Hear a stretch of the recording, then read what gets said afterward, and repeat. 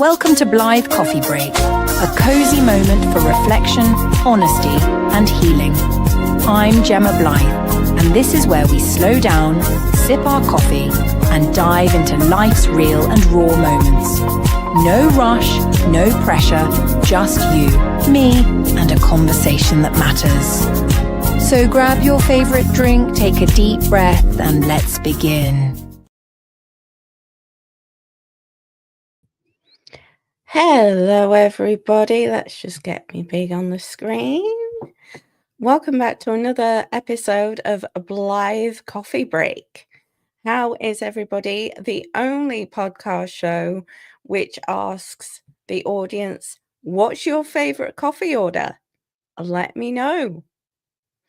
So, as some of you may know, I love to write. It's my biggest passion in life. Writing, being able to share stories, read poems, write poems, all those different things. And it's the one thing that I was told at school I wasn't good enough. So, what did I do? In typical me style, imperfect style, I didn't give up. I wrote a lot. I still write a lot.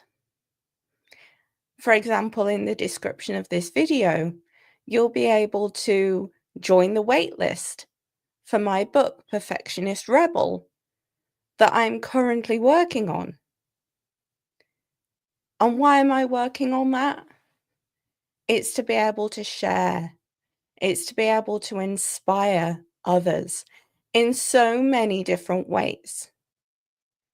Because that's what writing should be, right? So why is it being taken away? Why are people losing that creativity? Why are we losing the fact of how we appear and how we want to look at a blank page all the time? Okay, so I'm going to take you back now. Go a couple of years or so. When I first started working with the UN Women UK, I was a contributor online for one of their CSW commission statements for women, I believe. And they were doing this workshop with a TEDx speaker. Some of you may know her as Terry Trespicio. I think I'm saying that right. But she's bold, empowering. I've always been inspired by her since then. And this is the reason. So I wrote back then, but I never shared what I wrote because I still held on to that belief. I think that I wasn't good enough.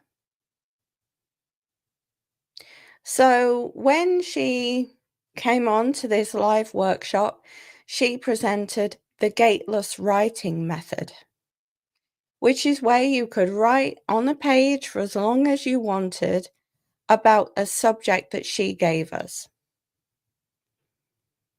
And then we had to read it out to everybody.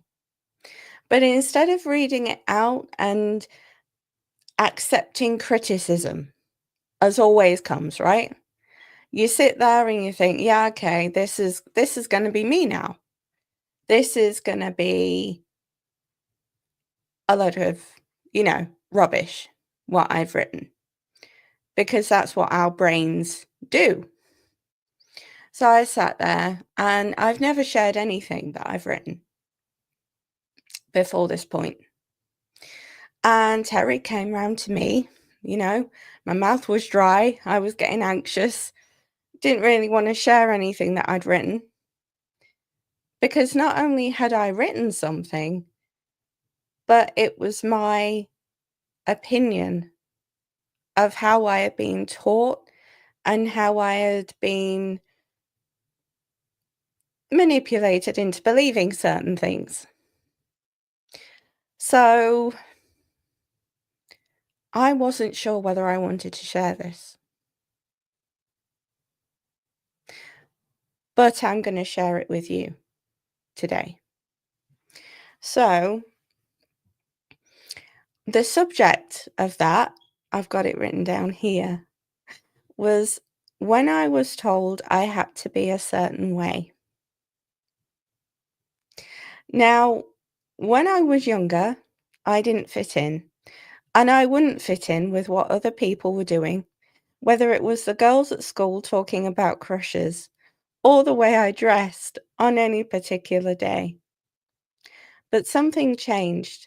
I had too much respect for the older people around me who who told me to be thinner, who looked me up and down and said I shouldn't dress differently and be a certain way. I let them control me because that's what I used to think respect was. Almost that I didn't have a say in what I had to do and who I was meant to be. That is why I think I have rebelled to a certain extent now, because I don't believe that anymore. And I am pleased that I don't. But there are times when I have to do a reality check and say to myself that if I continue to be like that, I'm going to be ill trying to please everyone else. I didn't want to share that. But there's so much to unpack from that.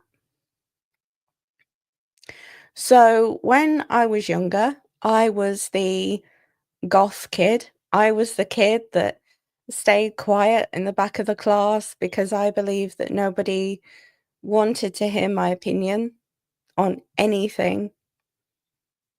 I basically got to the point where I couldn't stand the sound of my own voice because I didn't believe I had a place. So in this, it talks a lot about respect. Now, over here in the UK, children, when I was at school, I don't know whether it's still the same thing, but when I was at school, we were told we had to have back straight, like fingers on lips, and like legs crossed on the floor when a teacher came in or when somebody was talking. And then we had to put our hands up in class to ask if we wanted to take our jumpers off. And we had to ask to go to the loo and different things like that. So for me being quite quiet at school and stuck out like a sore thumb, this for me was really challenging because I had that respect. The thing is that as I got older, that respect went a little bit. Not from me, but from others around me. So, and I got to respect the people who, were looking after me at the time, who, not my mum and dad, because I love them dearly. And things between us three were brilliant, were lovely. 3 musketeers for everything. But when I look back on this, yeah, it's really interesting. So it's so different. The ways that words can inspire us and the ways that things can change our opinions so quickly. So, but yeah, so that's why I carried on with my writing. But something else I want to bring to you today is I keep going over in my head all of the different British traditions that we have here in the UK, and I thought I would talk to you about one that I particularly enjoy, and that is an afternoon tea. Now, the way I think of an afternoon tea is a scone, cream, jam. Okay?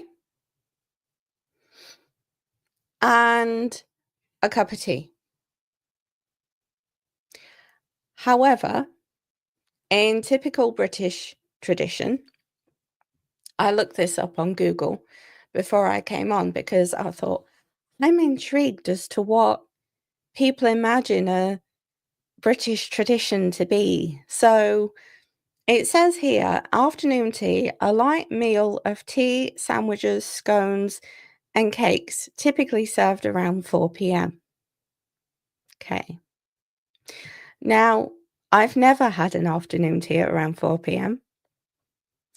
I know that there's this funny thing going around at the moment where there's like a tea alarm in the UK. I don't know what that is, but I know it's going around at the moment online and it is hilarious. It's where an alarm goes off at 4 p.m. and everybody has to go and grab a cup of tea. Apart from me, because I break stereotypes.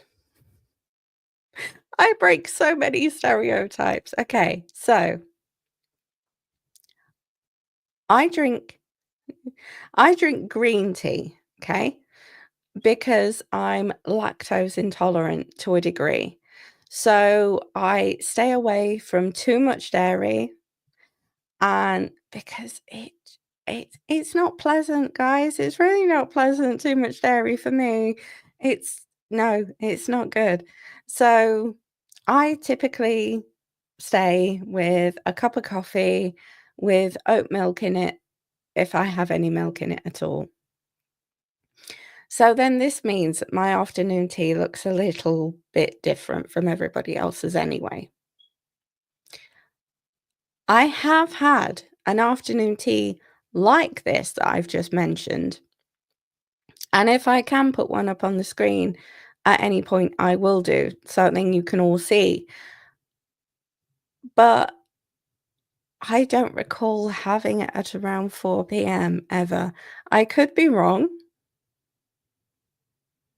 but it typically, when it's served like that, it typically comes on like a tiered thing. So you have your savory, sweet, all on different tiers. And then it's typically served in, you get a pot of tea and then a cup and saucer each for however many people are there. And then you just sit, chat, nibble on sandwiches and snacks and things like, and it's a lovely experience. So yeah, my afternoon tea looks an awful lot different to that. But I thought that that's what I would bring you in these Blythe coffee break sessions. So if you haven't been to the UK before and are interested in some of the quirky British traditions that we have over here, then come back to these and I will tell you what they're like.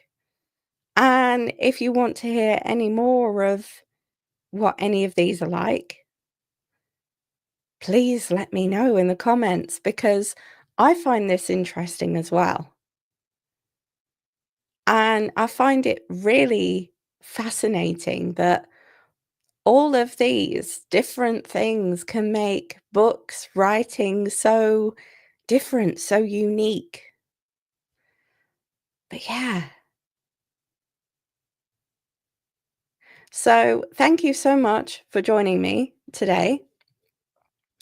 And I will see you again tomorrow with another one.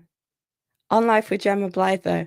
So make sure you subscribe, yeah? Share, join, all that stuff. Do it now. Thanks for sharing this little break with me. If today's sip stirred something in you, don't forget to like, subscribe, and drop a thought in the comments. I'd love to hear it. Until next time, keep sipping slow and living real. See you in the next one.